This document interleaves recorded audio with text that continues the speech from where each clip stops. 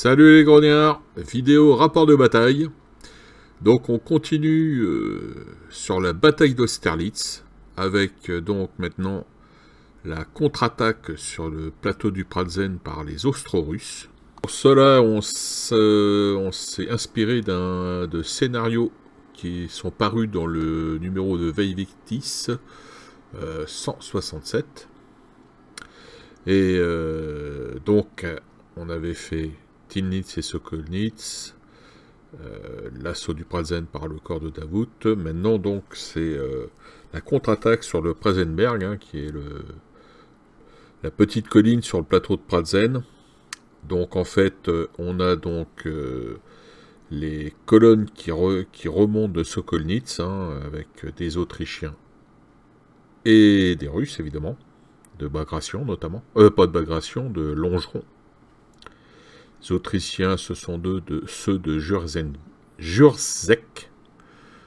Et donc pour cela, on a fait deux listes d'armées que je vais vous présenter. Cette bataille a été faite avec la règle Bataille Empire, version 2. Alors, la liste des Austro-Russes. Donc on a une armée qui est commandée par un général ordinaire. Une première division de Russes dirigé par un général mauvais, avec 3 régiments de mousquetaires, 1 régiment de mousquetaires vétérans, 1 régiment de grenadiers, une batterie d'artillerie de grande taille. Ensuite, la deuxième division d'Autrichiens est commandée par un général ordinaire, avec 4 régiments de fusiliers conscrits, 1 régiment de grenadiers et une batterie d'artillerie.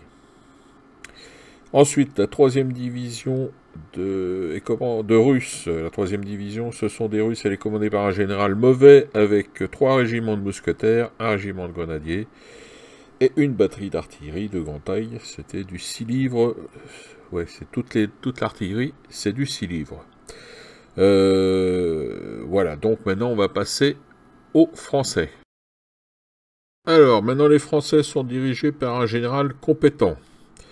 Alors la première division, dirigée par un général compétent, avec 1 régiment de légers, 2 régiments de fusiliers, une batterie d'artillerie de 8 livres. La deuxième, la deuxième division, ce serait plutôt une brigade, avec donc un général compétent, 2 régiments de fusiliers, une batterie d'artillerie de 8 livres.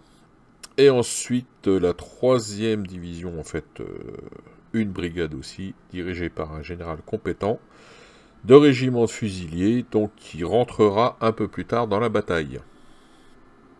Toutes les unités françaises sont des vétérans. Donc 17 unités austro-russes face à 9 unités françaises. Alors voilà le champ de bataille. Donc voilà, au fond on a les austro-russes, donc l'objectif pour eux est d'avancer sur les Français, pour évidemment reprendre ce qu'on a mis, les 2 collines qui représentent en fait voilà, le Prazenberg. Et leur objectif est de reprendre le Prazenberg et de chasser les Français. Pour les Français, évidemment, tenir le Prazenberg en attendant que les renforts arrivent et que surtout chasser ces Austro-Russes du Pratzen. Une tolérance. Ouais. Un peu trop. Tu peux enlever tes mains, s'il te plaît, Jean-Paul? Voilà. Il filme. On n'a pas besoin de voir tes grosses paluches.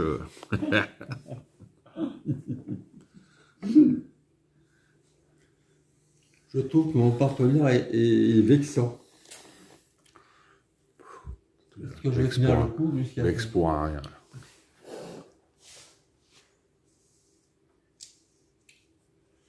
Tu veux un peu de lumière?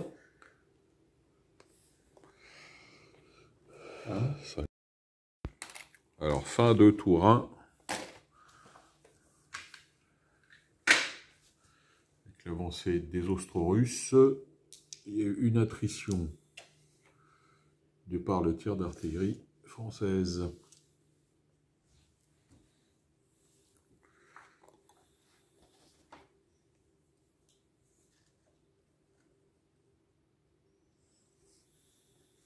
Donc, fin du tour 2.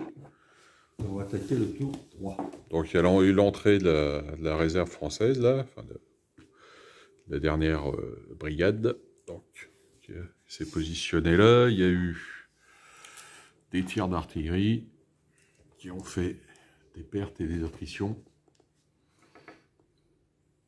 Voilà. Et on attaque le tour 3.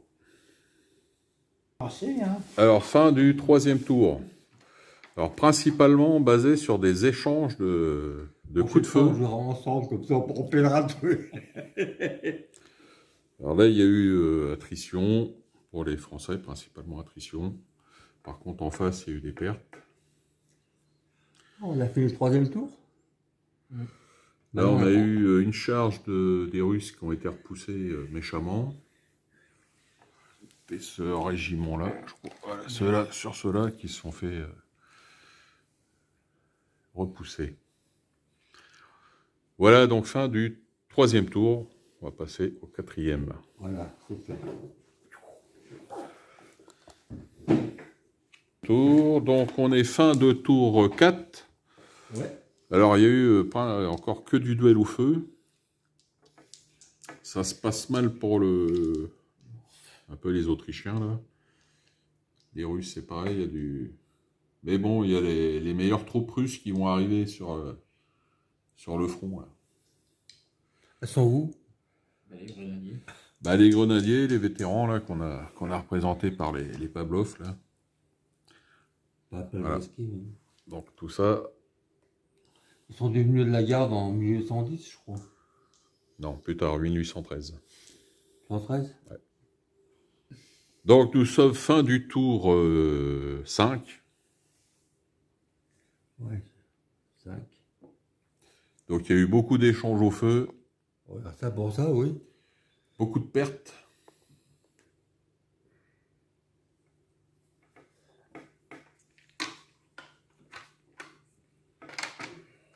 Il y a eu une unité d'infanterie autrichienne qui a disparu là.